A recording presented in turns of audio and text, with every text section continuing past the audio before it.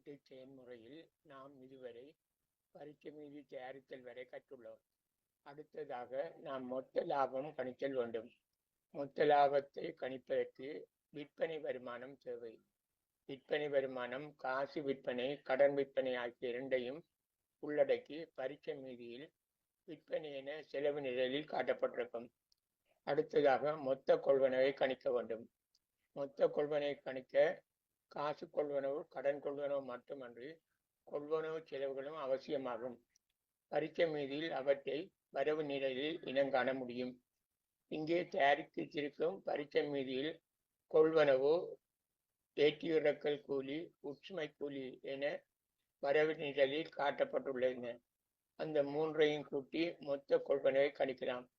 மொத்த கொள்வனவை கணிக்க கொள்வனவுடன் கொள்வனவு செலவுகளை கூட்டுதல் வேண்டும்.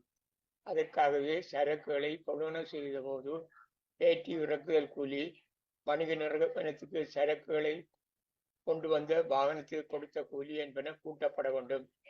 பரீட்சை மீதில் உள்ளவற்றில் கொள்வனவின் போது ஏற்பட்ட செலவு என நாம் இனங்காணக்கூடிய எல்லா செலவுகளையும் கொள்வனுடன் கூட்டி மொத்த கொள்வனவை கணிக்க வேண்டும்.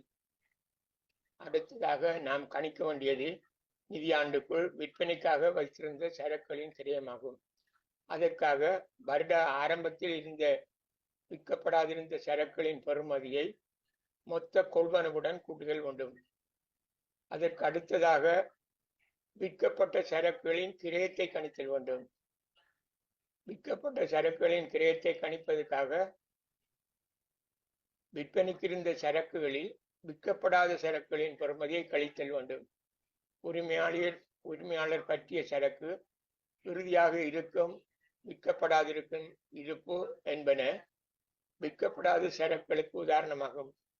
விற்பனைக்கு இருந்த சரக்குகளிலிருந்து இறுதி இருப்பு, பற்று சரக்கு என்பன இருந்தால் அவற்றை கழித்து விற்பனை செய்த சரக்குகளின் கிரயத்தை கணிக்க வேண்டும்.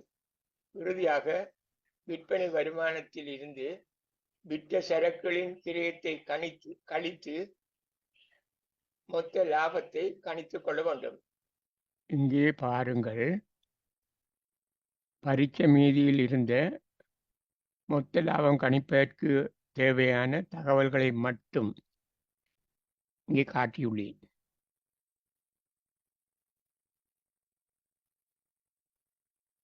இறுதி சரக்கு இருப்பு வணிகத்தில் இருக்கவில்லை, எல்லா சரக்குகளும் விற்று முடிந்துள்ளது என்பதுதான் என் கருத்து. இறுதி சரக்கு இல்லை, இருப்பு இல்லை. இந்த தகவல்களை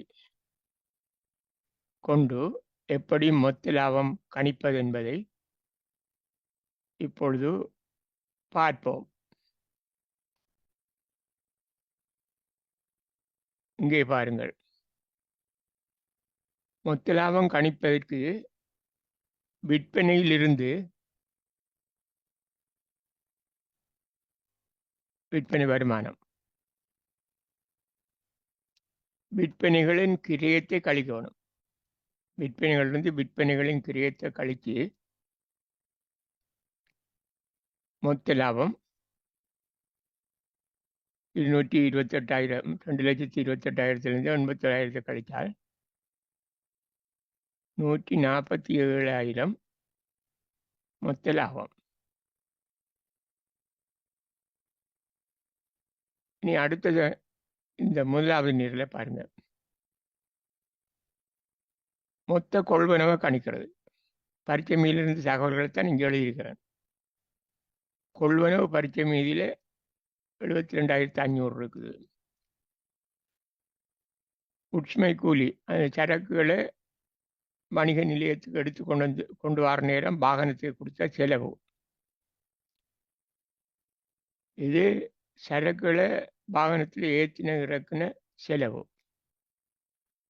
இது இவ்வளவையும் கூட்டி தான் மொத்த கொள்வனவு சொல்றது. இது கொள்வனவு, இது வியாபாரி கொடுத்த காசு, உங்களுக்கு சரக்கு வழங்கின கொடுத்த காசு. இது சரக்கு வாங்குற நேரத்தில் ஏற்பட்ட செலவுகள் அவளையும் சேர்த்து தான் மொத்த கொள்வனவு. மொத்த கொள்வனவு 77,000 கூட்டி பாருங்க. 72,500, 3,000, 1,500, 77,000. மொத்த கொள்வனவு 77,000. மொத்த கொள்வனவு எப்படி செய்கிறது? கொள்வனவையும் கொள்வன செலவுகளையும் கூட்டணும். கொள்வனவு 72,500, கொள்வன செலவுகள் 2 உற்றுமை கூலி, ஏற்றி இறக்க கூலி 77,000 மொத்த கொள்வனவு. இதுகளை கூட்டி போடலைனாங்க மொத்த கொள்வனவுன்றதுக்கு நேரே இங்கே எழுதுகிறோம். இதை கூட்டி இதுக்குள்ளே எழுதுகிறோம் மொத்த கொள்வனவு. இனி அடுத்தது நாங்கள் பார்க்க வேண்டியது விற்பனைக்கு இருந்த சரக்கு. அந்த வருஷம் முழுதும் 24ஆம் ஆண்டு ஜனவரி மாதம் ஜனவரி மாதம் 1ஆம் தேதியிலிருந்து டிசம்பர் மாதம் 31ஆம் தேதி வரையும் விற்கிறதுக்கு இருந்த சரக்கு. இது ஆரம்பத்தில் போன வருஷத்தில் விற்காம மிஞ்சி இருந்த சரக்கு 4,000. இந்த வருஷத்தில் வாங்கின சரக்குற மொத்த செலவு, மொத்த கொள்வனவு இருந்தது இவ்வளவு. இது கொள்வனவு செய்தது. அப்போ இது இவ்வளவு தான் விற்கிறதுக்கு கடையில் வருஷம் முழுக்க இருந்தது. விற்காம இருந்தால் அதை கழிக்கணும். விற்காம சரக்கு இல்லை, இறுதி இருப்பு முழுதும் விற்பனை செய்யப்பட்டிருக்கு. இது சைவர் 0. இது எழுத தேவையில்லை. நான் இதில் உங்களுக்கு விளக்கத்துக்காக இந்த எழுதி காட்டுறேன். 0 இறுதி இருப்பு. இது மட்டும் இல்லை, விற்காம இருந்த சரக்குகள் எல்லாத்தையும் கழிக்கணும். விற்காம இருந்த சரக்குனால் முதலாளி உரிமையாளன் வணிகத்திலிருந்து சரக்குகளை எடுத்து சென்றிருந்தால் தன் சொந்த தேவைக்கு, அது விற்பனைக்கு இல்லை, அது அவரை சொந்த தேவைக்கு எடுத்தது, அது விற்கப்படவில்லை. விற்கப்படாத சரக்குகளை தான் இதில் கழிக்கிறது. அப்போ சரக்கு இருப்போ இறுதி சரக்கு இருப்பு மட்டும் இல்லை, முதலாளி பட்டினத்தையும் கூட்டி அதையும் கழிக்கணும். அதுகள் இல்லை இதில். அந்த காரணத்தினால இருந்த தகவல்கள் கொண்டு இறுதி சரக்கு இருப்பு இல்லை. அதனுடைய இது விற்பனைக்கு இருந்த சரக்கு இது கணிச்சு வச்சுக்கிறோம். அதிலிருந்து இறுதி இருப்பை கழிச்சா அதை நம்புறது 81,000. இது 81,000 என்னன்னு கேட்டால் இதுதான் விற்ற சரக்கின் கிரயம். 228,000க்கு விற்பனை வருமானம் வந்திருக்கு.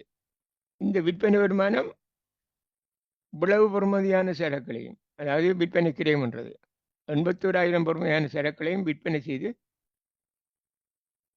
கிடைச்ச விற்பனை வருமானம் தான் இது. இது விற்பனை வருமானம். இது விற்ற சரக்குகளின் கிரயம், விற்பனை கிரயம் சொல்றது. விற்பனை கிரயத்தை கழிச்சிருக்கு. விற்பனை கிரயத்தை விற்பனையிலிருந்து விற்பனை கிரயத்தை கழிச்சு நிறைய மொத்த லாபம். இதைத்தான் நாங்கள் கணிச்சிருக்கோம். மொத்த லாபத்தை 24ஆம் ஆண்டுக்கான மொத்த லாபம் கணித்தல். இதை எப்படி கணிக்கிறோம்? முதல்ல இருந்து பாருங்க. இது கொள்வனவு செலவுகள் 2 இருக்குது. உற்றுமை கூலி, ஏற்றி இறக்க கூலி. பரிச்சமையில் இருக்கிற கொள்வனவு செலவுகள் எல்லாத்தையும் கூட்டணும். கொள்வனக்குரிய செலவுகள் எல்லாத்தையும் கூட்டணும். கூட்டி 77,000 கொள்வன செலவு. அதோட ஆரம்பத்தில் இருந்த சரக்கு இங்கே மேல் எழுதியிருக்கோம், ஆக மேலே. இது மொத்த கொள்வனவு. ஆரம்பத்தில் இருந்த சரக்கு இது வருஷம் முழுக்க கொள்வனவு செய்தது. அப்போ ரெண்டையும் சேர்த்து 81,000 பொறுமதியான சரக்குகள் விற்பனைக்கு வச்சு இருந்திருக்கிறோம். விற்பனைக்கு இருந்த சரக்கு அதில் விற்கப்படாமல் இருந்தது. இது முதலாளி பற்றி இருந்தால் அதையும் கழிக்கணும், அது இல்லை. இறுதி இருப்பு இருந்தால் அதையும் கழிக்கணும், இறுதி இருப்பும் இல்லை. அப்போ இதை நாங்கள் சைவர் என்று எடுத்திருக்கிறோம். இதை எழுத தேவையில்லை. அப்போ விற்பனைக்கு இருந்த சரக்கு 81,000 மட்டும் நேரம் இங்கே எழுதிக்கலாம். இப்போ நான் இதில் உங்களுக்கு விளக்கத்துக்காக இதை எழுதி காட்டுகிறேன். 81,000 இறுதி இருப்பை கழிச்சு விற்கப்படாத சரக்கு. களி என்றது விற்கப்படாத சரக்கு. விற்பனைக்கு இருந்த சரக்குல இருந்து விற்கப்படாத சரக்கை கழிச்சு விற்பனை கிரயம் விற்ற இந்த இவ்வளவு விற்பனை வருமானம் இவ்வளவு சரக்குலையும் விற்று தான், இவ்வளவு பொறுமதியான சரக்குலையும் விற்று இதுதான் வந்தது. விற்பனைக்கு இருந்த சரக்குன்ற பொறுமதி இது விற்பனை கிரயம். விற்பனையிலிருந்து விற்பனை கிரயத்தை கழிச்சு இது மொத்த லாபம். இது நாங்கள் பரீட்சை மீதிக்கு பிறகு செய்கிற முதலாவது கணக்கு, மொத்த லாபம் கணித்தல். இது நிதி கூட்டுன்னு சொல்றது. வணிகம் தயாரிக்கிற நிதி கூட்டுகளில் ஒரு பகுதி 24ஆம் ஆண்டுக்கான மொத்த லாபம் கணித்தல். இனி அடுத்து நாங்கள் வணிகத்தில் தேர்வு லாபத்தை கணிக்கணும். இதுக்கு கீழே நாங்கள் செய்யணும். அது நாங்கள் அடுத்து பார்ப்போம்.